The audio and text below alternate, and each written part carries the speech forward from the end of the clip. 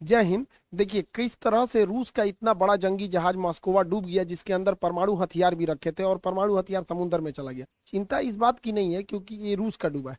Mainly हम लोग का भी जितने हथियार है ना, उसमें 80% रूस क्या है।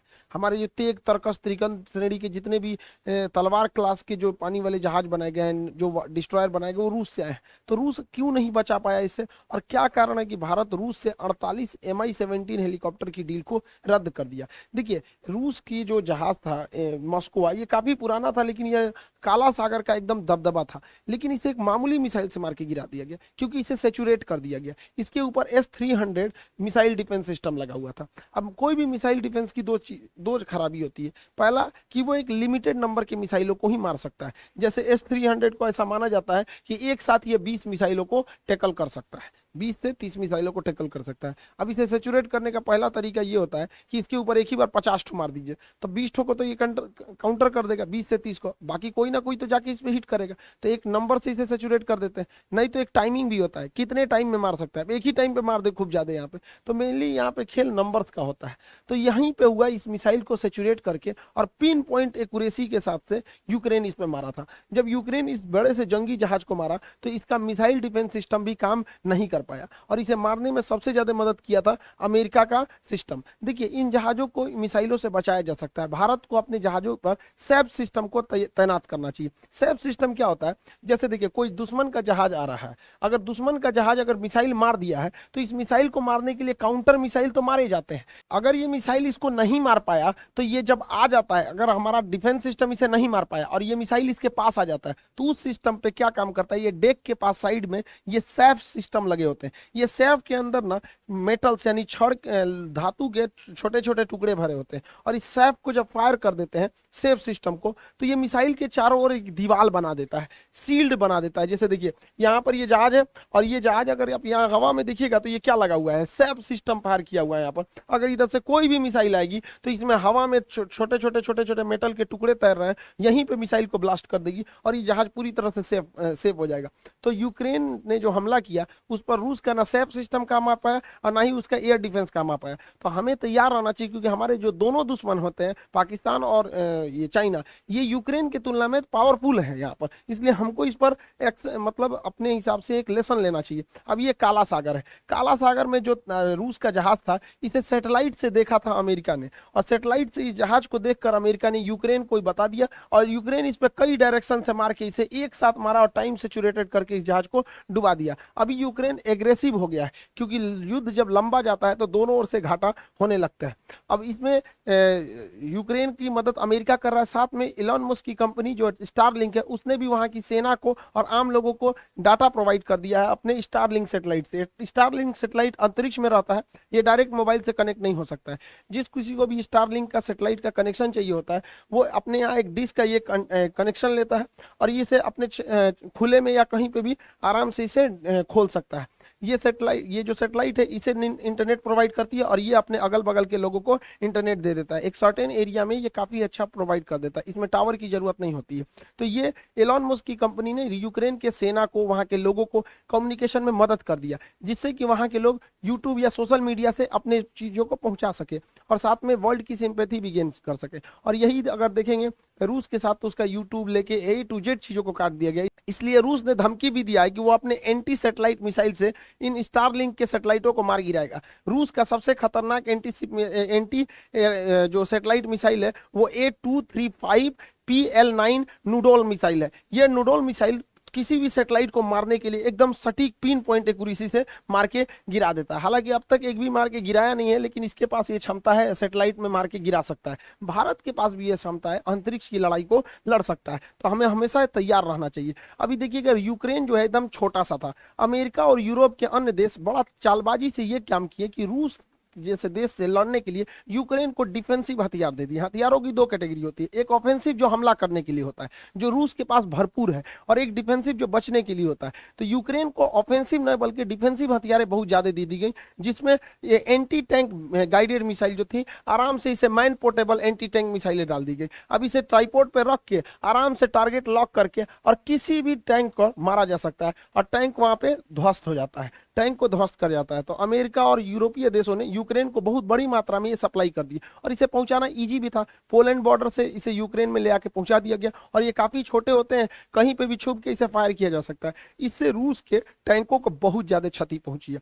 इवन रूस के टैंक जो है वो कई सारे टैंक यूक्रेन की सेना के पास आ गए।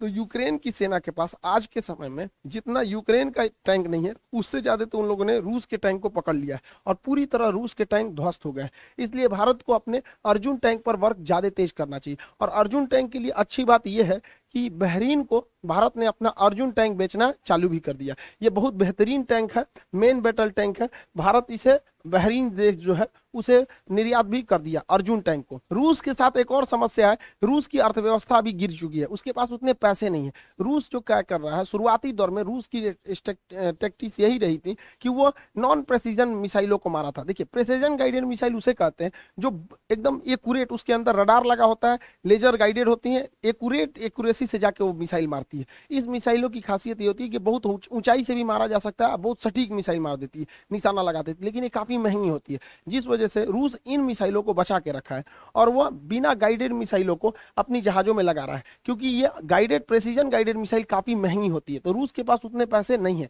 इसलिए वो शुरुआती लड़ाई में अनगाइडेड मिसाइलों को गिरा रहा है। अब ये अनगाइडेड जो बम होते हैं, इन्हें गिराने के लिए नीचे आना पड़ता है, क्योंकि बहुत हाइट से अगर गिराएगा ना तो इधर उधर लग जाएगा। इसलिए देखिएगा यूक्रेन में कई बार रिहायशी इलाका में जो नॉन मिलिट्री वाला एरिया, वहां पे भी बम गिर जा रहा है, जिसका रीजन है कि नॉन प्रेसिजन गाइडेड बम गिराए जा रहे हैं। अब इस बम गिराने की सबसे बड़ी खराबी होती है कि जहाजों को नीचे आना पड़ता है, और जैसे जहाज नीचे आते हैं तो मैन पैड, ये जो जहाज, ये लॉन्चर का जैसे होता है, इसे मैन पैड बोलते हैं, ये आराम से इसे हिट कर देता है। यही वजह है कि रूस का सुखोई जैसे विमान भी और बेहतरीन एलिगेटर और एमआई जैसे हेलीकॉप्टर भी इन मैनपेड हथियारों के शिकार बन गए और इन मैनपेड की अमेरिका ने पूरी तरह भरमार लगा दी है। अब इनके पास पैसा बचाने के लिए ये बिना गाइडेड बम गिराएंगे, जैसे नीचे आएंगे ये मैनपेड से इनको मार के गिरा देंगे। आज के वक्त में यूक्रेन के पास एंटी टैंक और मैनपेड की कोई कमी नहीं है, इसलिए रूस की वायुसेना भी अब उधर जाने से कतरा रही है। भारतीय सेना को भी मैनपेड की बहुत ज्यादा जरूरत है।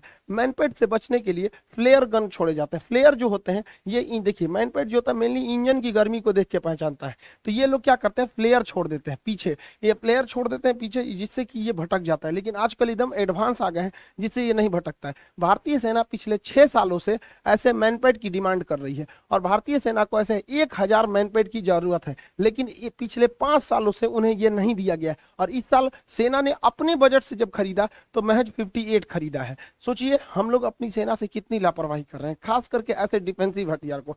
ये तो हर कंपनी के पास एक होना चाहिए यहाँ पर, तो ये काफी ज्यादा जरूरत है, खास करके जब हम दो ऐसे अपने पड़ोसियों से घिरे हुए हैं यहाँ पर। तो भारत ने इस सब को देखते हुए रूस से जो 48 Mi-17 हेलीकॉप्टर खरीदे जा रहे थे उसकी डील को रद्द कर दिया। ये वही हेलीकॉप्टर है जिसमें हमारे सीडीएस बिपिन रावत जी का एक्सीडेंट हो गया था मौसम खराब होने की वजह से।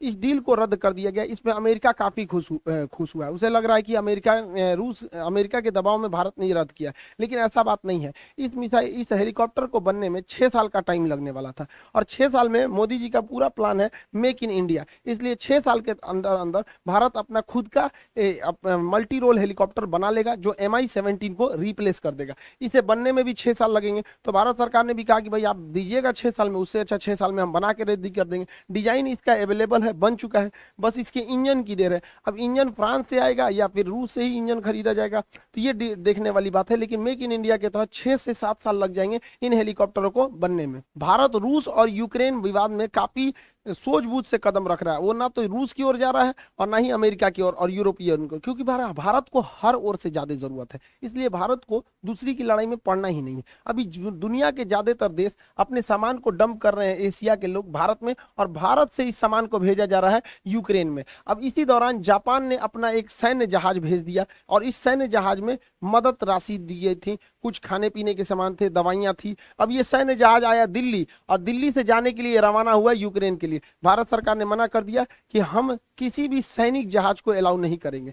अब इस सैनिक जहाज भले था लेकिन इसके अंदर मानवीय मदद की चीजें रखी गई थी। अब जापान इस पर गुस्सा हो गया कि भारत ऐसा क्यों कर रहा है। भारत का स्पष्ट कहना था कि बहुत सारे लोग जो आम नागरिक हैं अलग अलग देशों के, वो कहां पहुंच जा रहे हैं, यूक्रेन पहुंच जा रहे हैं। तो क्या पता इसमें कोई जापानी जाके यूक्रेन चला जाए और वो यूक्रेन चला जाए और रूस से हमला कर दे, तो कल को रूस कहेगा कि यूक्रेन में यह आदमी जो आया है वो भारत होके आया, तो हम ऐसे बवाल में नहीं पड़ेंगे। आपको सामान पहुंचाना है नॉर्मल जहाज से पहुंचाइए, मिलिट्री जहाज से नहीं पहुंचा सकते। भारत दोनों ओर बैलेंस करके चल रहा है। अभी भारत में ये जो ब्रिटेन के प्रधानमंत्री ये आए हैं, जॉनसन बेबी, ये खरगोश बोरिस जॉनसन, वही जॉनसन बेबी वही है इसको, ये कुछ ज्यादा ही होशियार बन रहे हैं। ये भारत पर दबाव बना रहे हैं कि भारत यूक्रेन पर क्यों नहीं कुछ बोल रहा है, यूक्रेन को क्यों मरता छोड़ रहा है यहाँ पर। तो इस पर एस जयशंकर ने बहुत बढ़िया भिगा के तमाचा दिया है इन लोग को। एस जयशंकर ने कहा है कि यूरोपीय देश तथा अमेरिकी देशों को बहुत अच्छे से चिंता है यूक्रेन की, लेकिन ये लोग कुछ नहीं बोलते हैं जब इन लोगों ने अफगानिस्तान को मरता हुआ छोड़ दिया था। याद कीजिए, अफगानिस्तान से लोग जहाजों से गिर गिर के भाग रहे थे। क्या अफगानिस्तान से भी खराब हालत हो गई है यूक्रेन की? तो एस जयशंकर साहब ने बहुत अच्छा जवाब दिया है। ये लोग अभी मीटिंग में आए हुए हैं, भारत में एक बहुत बड़ी मीटिंग चल रही है राष्ट्रपति भवन में, जिसे कहते हैं रायसीना डायलॉग। उसमें एस जयशंकर साहब ने इस जॉनसन बेबी को अच्छा से समझा दिया है। बहुत सारी मल्टीनेशनल कंपनी थी जो अपना मतलब पूरा सेटअप बंद कर दिए हैं रूस में, जैसे माइक्रोसॉफ्ट ने बहुत पहले मना कर बैन कर दिया था। जितनी भी मोबाइल निर्माता कंपनी थी उन लोगों ने बंद कर दिया था। अभी क्या है कि रूस के अंदर जो डेली यूज की चीजें हैं उसकी भी शॉर्टेज देखी जा रही है। जो डेली यूज की मसालों की, खाने पीने की चीजों की, कॉफी की, इन सब चीजों की काफी कमी देखी जा रही है। अब इन कमियों को दूर करने के लिए भारत आगे आ रहा है और भारत के व्यापारियों को भी सोचना चाहिए कि हर काम में सरकार आगे नहीं बढ़ेगी, आप अपना आगे बढ़िए, क्योंकि आजकल वैश्वीकरण का दौर चल रहा है। एक व्यापारी दूसरे जगह आराम से कांटेक्ट कर सकता है। तो उन लोगों को भी जो इंटरनेशनल मार्केट में लगे हैं उन्हें जल्दी से जल्दी मार्केट को वहां शिफ्ट करना चाहिए। ये बहुत बेहतरीन मौका है, इन्हें नहीं गंवाना चाहिए। याद कीजिए, जब चाइना कोरोना फैला था तो चाइना पूरी दुनिया में पीपी किट बांट रहा था, सोच रहा पहले वही फैलाया, उसके बाद खुद भी बांटने लगा। तो ये मौका है भारतीयों के लिए रूस को ये सब चीजें पहुंचाने के लिए, ताकि रूस की अर्थव्यवस्था भी बची जा सके, रूस के लोगों का मनोबल भी बचा जा सके और हमारा व्यापार भी बहुत अच्छे से चल सके।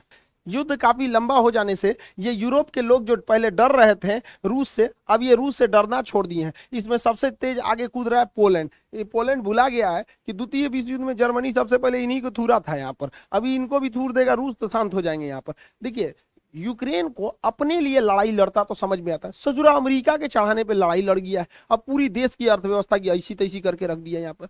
तो यहाँ पर पोलैंड कह रहा है, भारत पे दबाव बना रहा है कि G20 में रूस को बाहर कर दो। अब पोलैंड खुद G20 में नहीं आता है और भारत को कह रहा है कि आप G20 में रूस को बाहर कर दो। भारत ने स्पष्ट कर दिया है कि रूस और भारत की जो दोस्ती है ये लिमिटलेस है। आप अभी कुछ दिन पहले देखे होंगे कि चीन के विदेश मंत्री आए थे और हमारे विदेश मंत्री एस जयशंकर साहब से मिले और बोरिया बिस्तर बांध के चल गए। उन्होंने कहा कि मोदी जी से भी मिलना चाहते हैं, मोदी जी ने कहा कि हमारे पास टाइम नहीं है, अभी नहीं मिलेंगे। और उसी के 2 दिन बाद रूस के विदेश मंत्री आए, वो एस जयशंकर साहब से भी मिले और मोदी जी से भी मिले। मोदी जी भी भिगा के मारने में एकदम स्पेशलिस्ट हैं। आई होप आप इस डिस्प्यूट को समझ गए होंगे। और एनडीए का जो अभी एग्जाम हुआ है उसमें एक लड़का था जो एनडीए में एडमिशन लिया था, वो हमसे यही कह रहा था कि सर हमें पता है कि मेरा एनडीए में नहीं होगा, लेकिन आपकी फीस इतनी कम है कि हम एनडीए में एडमिशन ले लिए, क्योंकि आप बाकी जगह पे जाइए देहरादून, दिल्ली वगैरह में तो 40-40 हज़ार ले रहे हैं लोग। तो उसने कहा कि सर फीस बहुत कम है इसलिए हम एनडीए में एडमिशन लिए, मेरा होगा नहीं। और उस गधा का जब एग्जाम हुआ तो मिला रहा करा कि सर मेरा कंफर्म हो जाएगा, अब हमको एसएसबी की तैयारी करनी है। तो देखिए, जो भी एग्जाम्स होते हैं खास करके एनडीए वगैरह जी एग्जाम, इसमें एक खास स्ट्रेटजी चाहिए। बहुत ज्यादा पढ़ने के लिए नहीं, फौज में जाना है, कुछ स्ट्रेटजी चाहिए यहाँ पर, तो उस स्ट्रेटजी से होता है। तो अभी जितने लड़के एनडीए के लिए सीरियस है, देखिए फीस कम होने की वजह से मजाक वाले लड़के नहीं आएंगे, जो सीरियस है, जिनको एकदम इस बार ले ही लेना है जॉब, वो लोग इसमें आएंगे। इस बार पूरी टीम रेडी है, ये पूरी टीम हम लोग की पूरी तरह से तैयार हो गई है। Prashant sir, Ravi sir, Priyanshu sir, आपकी कल्याणी मैम, सारे लोग एकदम पूरी तरह से इस बार एनडीए 2 को और बेहतर बनाना है यहाँ पे, ताकि बेहतरीन ढंग से रिजल्ट हो सके। प्रशांत सर मैथ के क्लास लेंगे यहाँ पर और प्रियांशु सर इंग्लिश के पूरे क्लास लेंगे। साइंस में रवि सर और हम दोनों क्लास लेंगे यहाँ पर। कल्याणी मैम करंट अफेयर लेंगे यहाँ पर। मैथ्स जो है अलग अलग सब्जेक्ट के यहाँ पर पीके सर भी क्लास लेंगे। पूरी टीम है जो एनडीए के लिए इस बार वर्क कर रही है। जो सीरियस लड़के हैं वही लेंगे।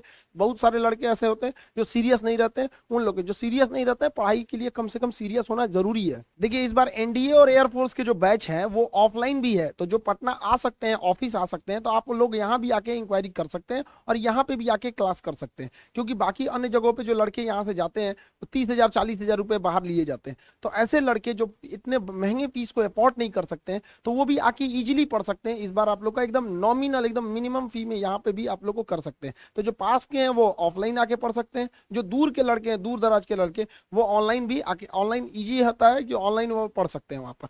तो आप लोग को जो सुविधा है उसे लगे उस हिसाब से आप लोग को इसको बैच को इनरोल हो जाएगा। इस बार एनडीए में काफी अच्छा टाइम मिलेगा आपको, सितंबर के फर्स्ट वीक में, तो काफी अच्छा टाइम है। हम लोग का पूरा टारगेट है कि जुलाई लास्ट तक हम लोग जुलाई महीने में सिलेबस खत्म कर दे और पूरा अगस्त प्रैक्टिस सेट करें, ताकि प्रैक्टिस पर ही पूरा रिजल्ट होता है। इस बार भी जो रिजल्ट जिन लड़कों का हुआ वो प्रैक्टिस पर ही ज्यादा जोर दिए थे, तो आप इसको समझेंगे। और एयरफोर्स के रिजल्ट भी बहुत जल्दी अब ऐसा खबर आ रहा है कि आ जाने वाला है, तो एयरफोर्स का भी आपकी बैचेज आ गए हैं। एयरफोर्स, नेवी, कोस्ट गार्ड, इस सब के भी बैचेज आ गए हैं, उसके लिए भी आप लोग अब इनरोल हो सकते हैं। बिहार वाले लोग जो दरोगा का एग्जाम दिए हैं उन लोग के लिए अब फिजिकल के लिए बहुत आगे मेहनत करते रहिए, और सचिवालय वगैरह के भी बैचेज आते रहेंगे। आई होप आप इसे समझ गए होंगे। अब हम लोग नेक्स्ट वीडियो में देखेंगे कि पुतिन इतना शक्तिशाली कैसे हो गए और किस तरह से 15 देशों को मिलाकर यूएसएसआर बना, जो इतना बड़ा विशाल देश बना, और क्या कारण था 1991 में यूएसएसआर 15 देशों में टूट गया। इसको हम लोग नेक्स्ट वीडियो में समझा देंगे आपको। मिलेंगे नेक्स्ट क्लास में। जय हिंद।